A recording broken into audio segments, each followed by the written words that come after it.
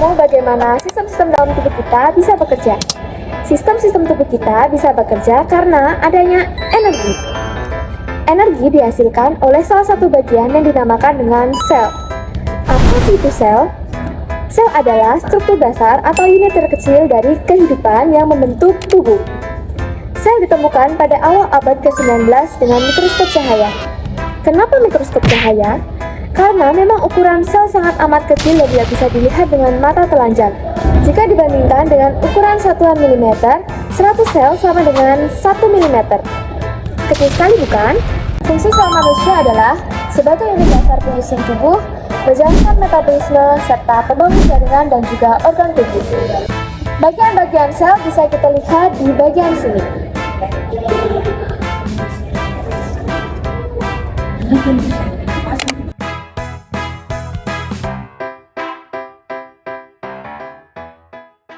Oke, kita masuk ke dunia mikroskopis yang luar biasa ini. Nah, yang pertama yaitu sitosol.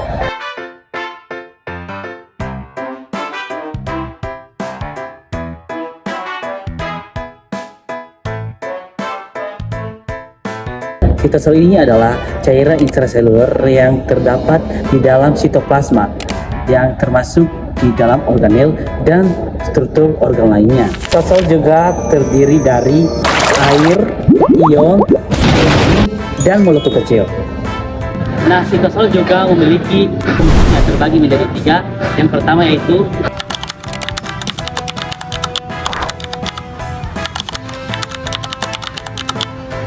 selanjutnya yaitu sitoskeleton. Nah, sitoskeleton ini adalah jaringan serat protein yang membentuk kerangka atas sel, memberikan struktur dan dukungan dan memungkinkan pergerakan sel. Nah, fungsi dari sitoskeletonnya adalah membantu kita untuk pembelahan sel.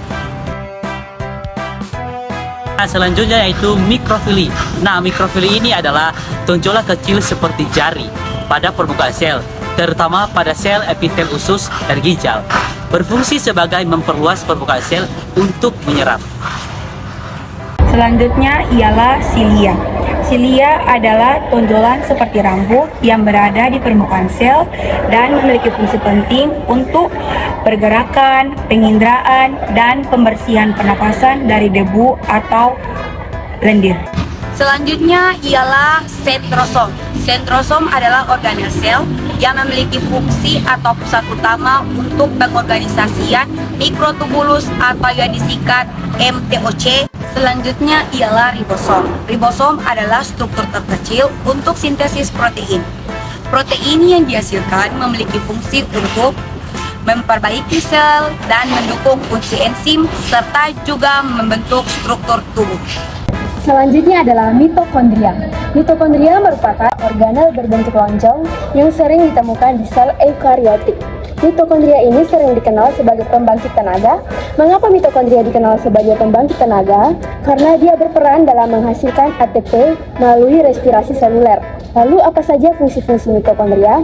Yang pertama, menghasilkan energi, dan yang kedua adalah sebagai metabolisme antara asam lemak dan juga karbohidrat. Yang ketiga adalah menyimpan dan melepaskan ion kalsium, dan yang keempat sebagai apoptosis, yaitu kematian sel secara terprogram. Yang kelima adalah regulasi siklus dan pertumbuhan sel. Selanjutnya adalah retikulum endoplasma. Retikulum endoplasma merupakan jaringan saluran yang bermembran dan memanjang sepanjang sitoplasma. Retikulum endoplasma dibagi menjadi 2. Yang pertama ada RE kasar dan juga RE halus. Mengapa dibagi menjadi 2? Karena pada RE kasar terdapat ribosom, sedangkan pada RE halus tidak terdapat ribosom. Lalu apa saja fungsi-fungsi retikulum endoplasma? Yang pertama berperan dalam sintesis. Pada RE kasar, retikulum endoplasma terjadi sintesis protein, dan pada RE halus, retikulum endoplasma terjadi sintesis lipid dan karbohidrat. Fungsi yang kedua adalah sebagai tempat penyimpanan molekul. Yang ketiga, retikulum endoplasma berfungsi sebagai alat transportasi di dalam sel. Dan fungsi yang keempat yaitu detoksifikasi, terutama pada RE halus terjadinya detoksifikasi, yaitu menetralkan obat-obatan dan juga racun-racun. Selanjutnya ada yang namanya peroxisom atau badan mikro, merupakan organel sel yang terbungkus oleh membran dan memiliki atau mengandung enzim. yang berfungsi atau berperan penting dalam berbagai metabolisme seperti pemecahan asam lemak, detoksifikasi sel, dan metabolisme redoks. Selanjutnya ada nukleus atau inti sel. Inti sel merupakan pusat pengendalian sel yang mengandung DNA.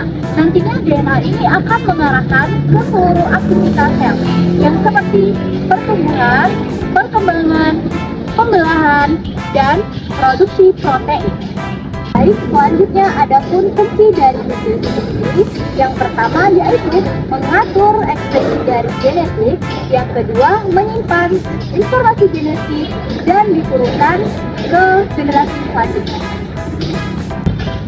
Berikutnya ada fovula atau vesicle, yang merupakan rongga sel yang berbentuk seperti kantung, dan pada sel manusia, fovula itu memiliki ukuran yang lebih kecil dibandingkan sel tumbuhan.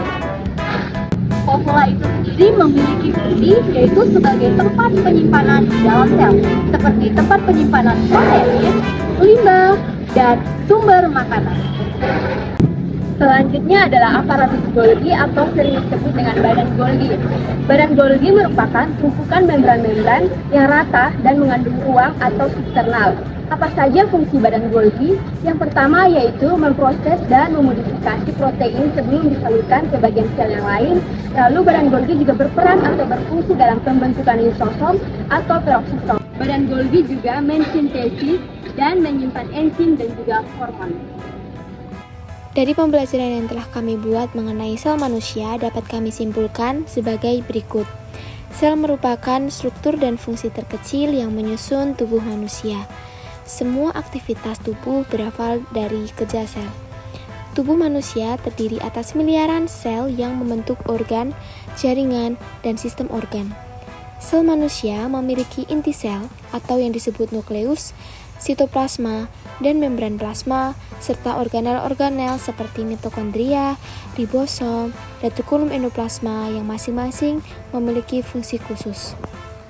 Tempat berlangsungnya proses vital dalam sel terjadi metabolisme, sintesis protein, pembelahan sel, serta pertukaran energi yang penting bagi kelangsungan hidup manusia. Kemampuan bereproduksi dan beradaptasi sel dapat membelah untuk memperbanyak diri dengan cara mitosis dan meiosis, serta menyesuaikan diri dengan kondisi lingkungan internal maupun eksternal.